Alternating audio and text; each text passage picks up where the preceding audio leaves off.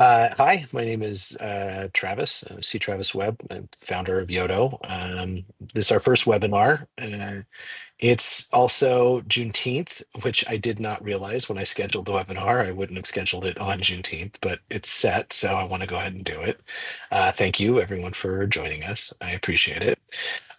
So today's topic is basically how to increase your revenue without spending any money on it. Now, obviously, there are a lot of ways to increase your revenue. You can add additional services, you can find partnerships, revenue sharing with local businesses, depending on the size of your business and whether it's complementary to your neighbors, depending on the level of competition you have in your area. But what I'm going to talk about today is something that just about every business can do. Uh, and it's something we did. So before I founded Yodo, my wife and I ran a very successful music studio in Orange County, California, called Molly's Music, The Inside Voice. And we sold that business in 2023 to a national chain. And because we wanted to pivot to software because there was no software on the market that really did what we wanted it to do. So our big thing, obviously, this is sponsored by Yodo. I work for Yodo. I founded Yodo. So, Yodo is going to be in here, but the main point of this is to actually give you some tools. It's very likely that you have your own all-in-one business management CRM that you're using, and that's fine. This is something that will work for some of them, not all of them, but there are definitely a handful out there that you can use this billing structure to increase your revenue. Um, and the main point of today is to, help you out. So help you think about different ways to engage with your clients, because Yodo, our whole approach, our whole angle, our mission is that we are a service as a software and not software as a service. So, we want to be a partner for our customers, for our clients, because we want to help them succeed. So I'm going to talk to you about something that we've literally done. We went through this. So this isn't theoretical. It's very concrete and very real. So I'm going to start out by screen sharing and we can get into it. So I'm not taking up any more of your time. Let me pull up give me one second here to find my PowerPoint presentation, my keynote. All right, almost got it. There it is. Trying to just organize my windows so you guys aren't bombarded with a bunch of unnecessary information. All right, so here we go. Okay, so uh, you know the title of the webinar because you clicked on it or you're here, and it's how to increase your revenue by 10% per year without spending a dime. But there should be an alternate headline, which is, don't be afraid of your customers. Uh, you know, it is it is a balancing act when you run a personal service business that your entire business is based on customer satisfaction. I mean, this is true of all businesses, but it's particularly true when you are a personal service business. If you are running a martial arts studio or a dance studio or a music studio, uh, and even if you're a plumber, like people satisfaction like determines how successful your business is going to be, whether they're going to keep coming back, what your churn rate is. And so it creates a really it creates a precarious relationship, particularly as you start to grow, right? If you're just by yourself, you manage all those relationships by yourself.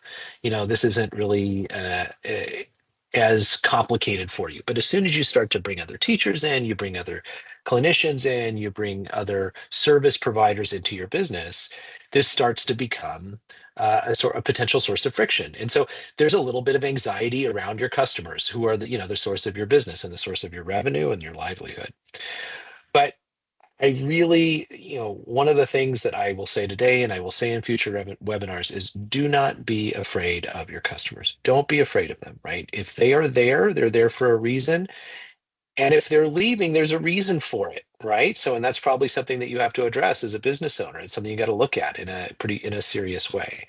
Um, so everything that we do when we present our webinars and everything that we're going to talk about, basically the thing that I'm trying not to use a ridiculous word, undergird is the word I want to use. The thing that undergirds it is this, you know, your relationship with your customers is a relationship, and it's a give and take. Yes, they are paying you money for a service, but your service has real value, or they wouldn't be paying you money for it, right?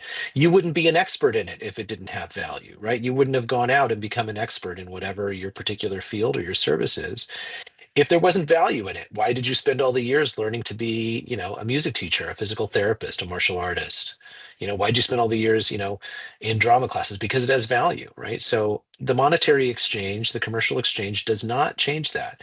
So your relationship with your customers is a relationship. And I encourage you and I encourage all of our customers to lean into that. So key points for most subscription-based services. Now, I did a little research on this beforehand, and most of the data for this is honestly from our competitors in the SaaS industry. So people that have been around 10, 20 years. And there are some good tools out there. I'm not maligning any of our competitors, and they've been around a long time. They have a lot of good information on these industries. Obviously, I think we do things better, but that's why we're doing what we're doing. But it doesn't take anything away from what they've done in the past and what they've accomplished in the past. So according to most SaaS providers in the industry, the most common form of billing is recurring monthly billing. So this is, June, you pay this month, July, you pay this much, August, you pay this much, etc. So the advantages of this are it's habit forming, right? So each time the month rolls around, it's an expected payment. The payment comes up, the parent or the adult makes the payment, service continues. Advantages, it's predictable. Oh, it's the first of the month, it's the fifth of the month. I have to pay my fill in the blank this month, right? Um, Easily automated by most software. So most software on the market, now not all, there are definitely some less expensive alternatives that kind of are invoice based, like you provided this many services, you send an invoice, you pay the invoice, kind of an old school digital version of, like receiving an invoice in the mail. Then there are definitely some of our less expensive competitors that this is their primary mode of billing. Um, but once you step up from that, monthly billing is going to be something that just about all of our serious competitors, your tools, if you have a CRM that you're using, it's going to be set up to be able to do this because this is what's most common. And then the fourth one that it cited was aligns with enrollment cycles. What this means is, people, tend to chunk because this is particularly relevant when it comes to service businesses that cater to kids, because everything for a parent is structured around the kid's school schedule, right? So you've got summer, you've got winter breaks, you've got kind of the scrum of fall, and then you have kind of the long roll from the new year into the summer. And this is an enrollment cycle. So if you run a personal service business, when we ran our music business, you would have a fall push. You get a lot of people like, oh, my kids are going back to school. I want to send them back into music lessons. You Many years ago, before we had a music school, I ran a martial arts studio. Also, a very common time for people to jump in. And then you get another big push around the first of the year, New Year's resolutions. I want to start this. I want to do this. I have a buddy who worked at a physical therapist office, and he said same thing around physical therapy, right? So people would decide, like, oh, okay, it's a new year. I want to really work on, fixing that, back problem that I have. So this is the enrollment cycle, right? Sometimes you see a bump at the summer, you see a summer drop off, depending on what you offer. So these are the advantages of monthly subscriptions, right? This is why people use these for their personal service businesses. It's a tried and true method. It's been done this way for a very long time. But there are some real disadvantages to this approach. And the disadvantages are, ironically enough, all of the things that are cited as advantages. And I'm going to explain that in a second, what I mean by that. So what are cited here as advantages? This habit forming, predictable, easily automated, aligns with enrollment cycles. These are actually disadvantages or software limitations, right? Particularly around the easily automated portion of it. So we'll get to that in a second. This next one, I apologize for this kind of crazy slide. This was me using ChatGPT to project out fifth uh, fifth week, or I'm sorry, fifth days in months from now until 2030. And the reason I use ChatGPT for that is because if you look at this, so if you just take a second to look at this, so you got these are the months with 5 Mondays, 5 Tuesdays, 5 Wednesdays, Thursdays, Fridays, etc. You guys, I'm sure you follow. And if you run a service business, everyone knows this. Everyone understands this. This is a point of friction. And it's a point of friction because of honestly thousands of years of history, right? All of our calendars were originally lunar calendars, which are basically 29 and a half days, but we call it 28. And then you've got solar calendars, which are 365 days a year, and then that's split up into 12 months in the West. So you get this weird mashup of dates, right? 7 days splits very easily into 28, and that is 52 weeks a year. But 12 months doesn't fit into that. So you have these weird months. And so now, obviously, you are not concerned about that running a service business. You're not interested in calendrical history, but it is the background of why this is a problem. So if you look at this and you try and discern a pattern, there is no pattern here. This is why I had to use ChatGPT for it. So 5 Mondays in March 2025, in June 2025, September 2025, and then this doesn't repeat, right? There is no pattern here. So the issue with that is, and there is what is claimed to be predictable is actually very unpredictable, right? It is actually unexpected what's coming next. And we'll talk about that in a second. So the big kind of takeaway from this is I would really like to encourage you, and this goes back to like, don't be afraid of your customers, of the advantages of a 28-day billing cycle. Now, this is something that I had not seen any. I'm not saying no one else has done it, right? But when we sold our business in 2023 and we went to a 28-day billing cycle, I think in 22, 21 is towards the end of COVID, probably like 22. Um, I don't remember exactly, but it was about a year and a half that we did this. And before we did it, I did as much research as I could, and who else does this? It's pretty uncommon. The closest thing is, you buy like kind of a pack of lessons, right? So like you buy 4 lessons, and then those lessons run out, and you buy 4 more. That's pretty close to this, um, but it's not that exactly.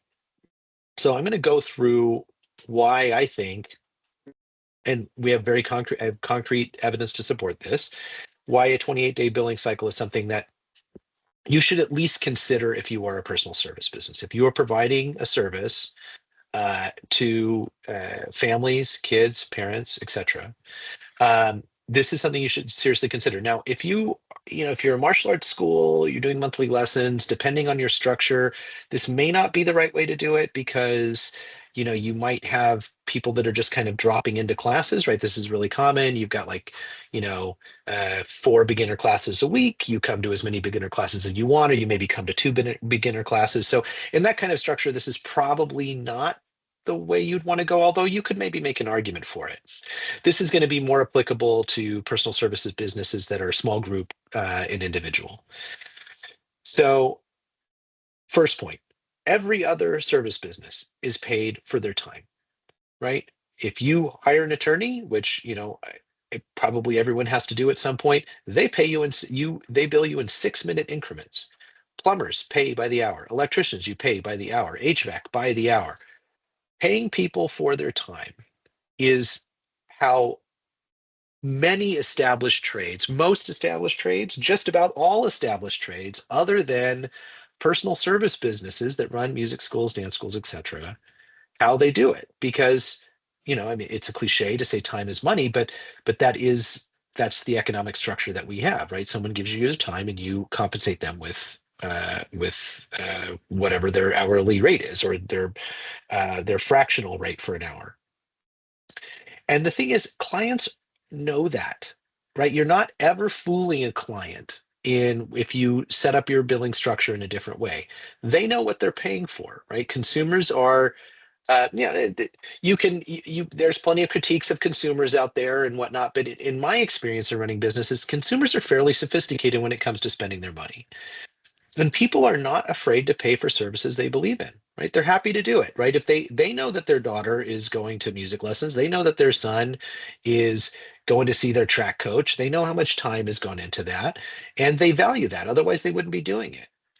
Um, and so when you switch to this form of revenue, what it does is you literally gain. There are two options here. There are two possibilities. And this is the reason that I think the 28-day billing cycle works out better.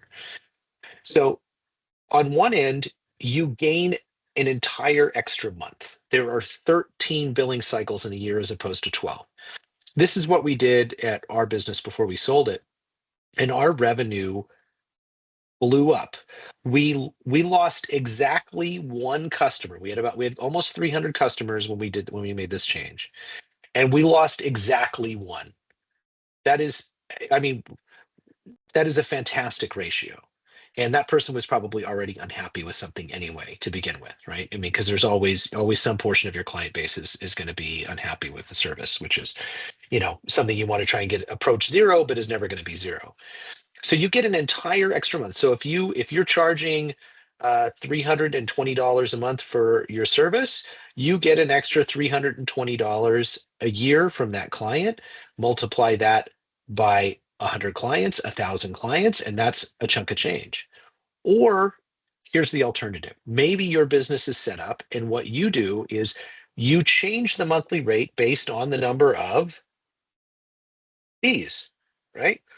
Well, again, there's no pattern here. So that means unless your clients are looking ahead to the next month and thinking about how many times they have to take Jane to piano lessons and how many times they have to take Mark to French tutoring or something like that, they are going to get a different bill 3 times a year. That is not predictable, right? We went over here to these things. So habit forming, predictable. It's not habit forming, right? It's not habit forming because it's a different amount a few times a year. It's actually intermittent, right? It's not predictable in this way. Now you say it's habit forming because something is paid at the beginning of the month, and that's a fair observation. But in our experience, people were very willing to go to this form of billing, right? They just had 4 lessons. They're going to pay for 4 more. Why? Because they like coming to music lessons, or maybe their kid doesn't like piano lessons, but they're going to make sure that they stay in piano lessons anyway. So the thing that is normally touted as an advantage to monthly billing, I actually think is beat by the 28-day billing cycle. Or you're either providing a more predictable consumer experience for your customers, or you're actually getting more revenue out of it. So I'm going to transition to showing you what this looks like in Yodo, because one of the things that we did when we designed it is we had this experience. So this is front and center in our platform. Now, maybe you don't build this way, maybe you don't want to build this way, and that's okay too. Obviously, our software handles other forms of billing and handles predictable forms of bill, handles monthly forms of billing that follow a different schedule than this. That's not a problem, but I do want you to see at least what this looks like. So I'm going to turn this over to Emma, who's going to help me out with that. She's actually in the system right now. Emma, are you able to grab the screen share? Yeah. Yes.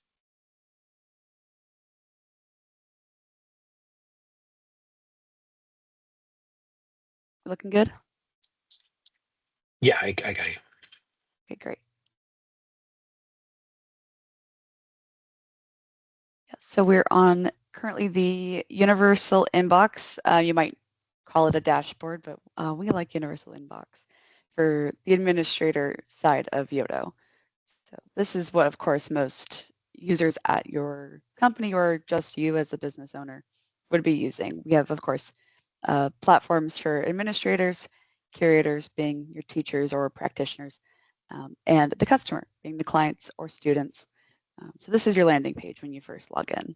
But Travis, I don't know if you want to direct us around. Yeah, sure. Sorry. We think it's good for people to have a complete overview of what they're going to be responsible for that day. So that's why we use the universal inbox. From there, we're going to jump to the calendar so you can see what, just kind of these side-by-side lessons look like.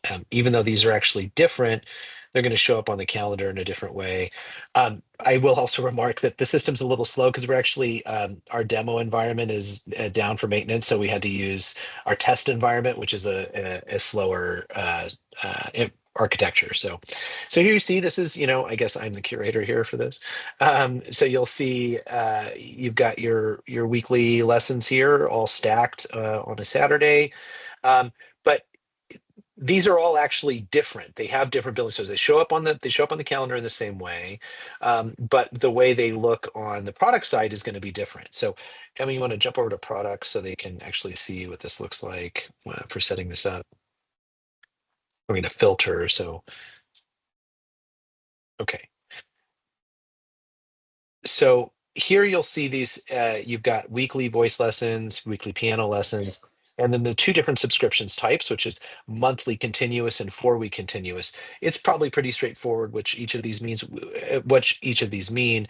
There's another view that we're not going to show you where you can actually see the window of service. So it'll show you that, the monthly continuous terminates on 6/30 and then renews again on July 1st. But the weekly, it terminates, I guess it would be like maybe July 16th or something like that, before it picks up again. So management of this, you can manage these side by side in our platform. If you want to have one that's monthly continuous next to a 4-week, like say, for example, you were thinking about making this transition, you want to A/B test it, or maybe you have different programs in which you think it's appropriate. You can do both inside of Yoto.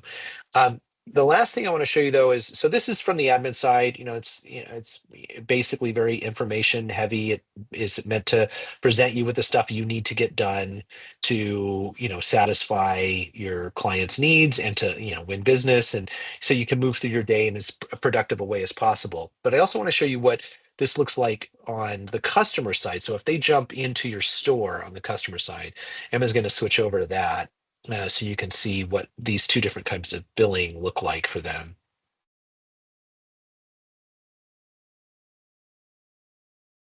Okay, so this is the Jam store, right? This is one of our test environments. So and then Emma, do you want to actually? I'll turn it over to you because you have the control of the pointer here. So I'll actually let you walk through what you're doing here and showing with the store, so you can let everyone Sure see. thing, yeah.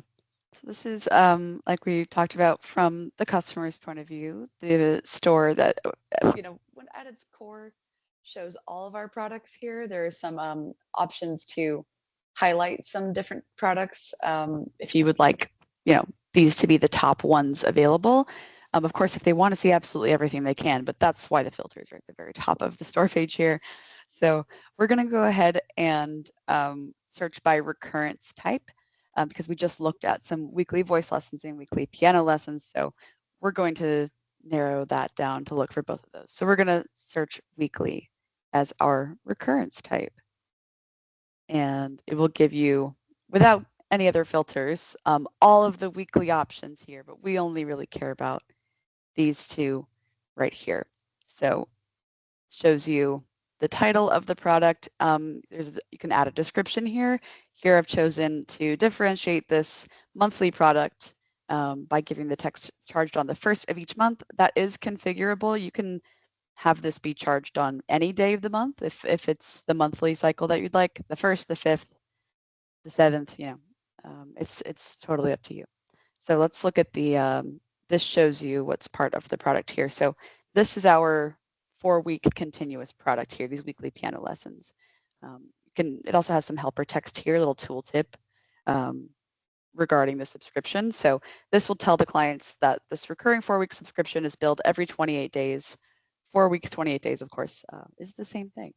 So that pretty much explains the difference to the customer if they're confused about what the billing structure is like.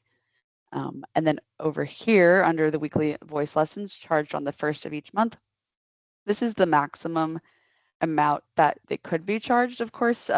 But since we're almost at the end of the month, depending on the weekday that they choose to schedule this on, of course, we have, for example, 2 Fridays left in the month, 2 Saturdays, but say we were looking to book this last week, there would have been 3 Mondays left in the month. So this tooltip here shows that this is a recurring monthly subscription billed on the same day of each month, and we'll tell them the renewal day here. But of course, it's a bit more user-facing and customer-friendly to have that in the description, but that's up to you.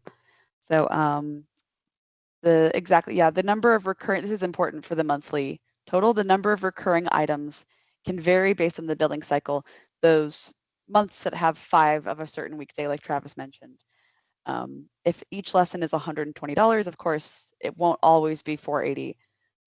But in that case, it prorates based on the week and the day that the customer is scheduling on.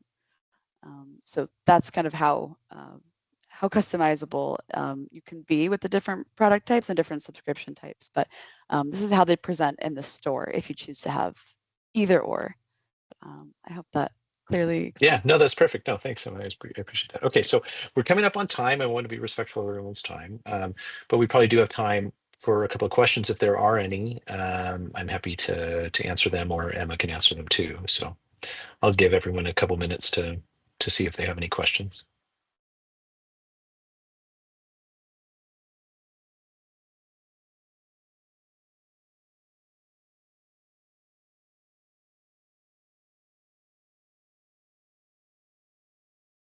Okay, all right. I think we're good. I think I don't see any questions. So, Oh, I think uh, we have a so sorry, we have a chat Q&A question from Kelly. oh my bad. That's okay. Yeah. This is so I'm literally looking at the wrong screen, which is okay. All right. It's all right. So how do you handle holidays and closures with the 28-day cycle? Emma, do you want to take that one, or I mean, what do Um, you when we were at TIV, basically you would do something. I mean, there are a couple of, let me just say there are a couple of ways to handle this. So, and I'll let Emma jump in if she has anything to add. What we did is we banked it, what was called banking the lesson. So basically, that lesson would go into the customer's bank, their lesson bank, and then they would get to use that at some time at some point in the future. We found that to be pretty effective. What we added with Yodo, what we did with Yodo is basically, I've been told by our marketing person to not use this term anymore, but it's just how I think about it. So we've made everything fungible, right? So which means that everything can be turned into credits. So what this does is when you have something like holidays, closures, teacher gets sick, something like that, that lesson that is missed could be turned into credits, and that credit can be applied in the future to additional purchases, recitals, etc. We have in the backlog a feature coming up where you'll essentially be kind of like with PayPal, if you have something left in your PayPal account, where your credit will be able to discount your renewal. That's not quite live yet, but you can be used in a variety of different ways. Again, we saw almost no friction as long as people know that they're getting something for their money. They know that they're going to send their kid to a recital.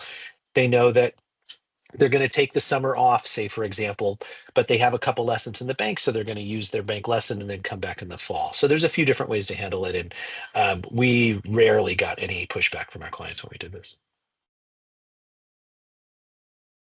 And we got one more. Can you set expiration dates on banked credits? Emma, I'll take that. Leave that to you. Expiration dates for bank credits. that is a feature we currently have in development that currently banked lessons sort of follow the logic that you set for the original lesson, like how good that original lesson or how long that original lesson is good for.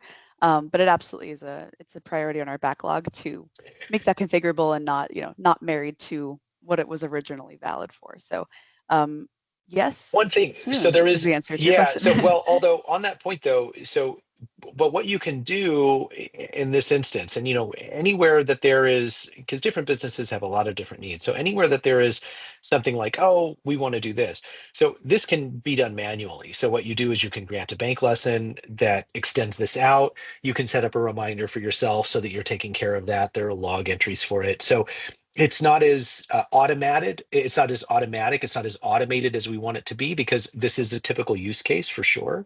Um, but there are workflows for handling it. So yeah, if it's in the backlog, we've already thought about a manual workflow for it. So yeah.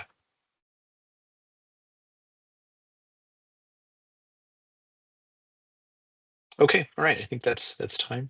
Thank you, everyone, for joining us. Really appreciate it. And I hope, regardless of your interest in Yodo, I really hope, what you'll take away is don't be afraid of your customers, right? They're happy to pay you for the service that you're providing if you're providing a good service, and seriously consider the 28-day billing cycle because it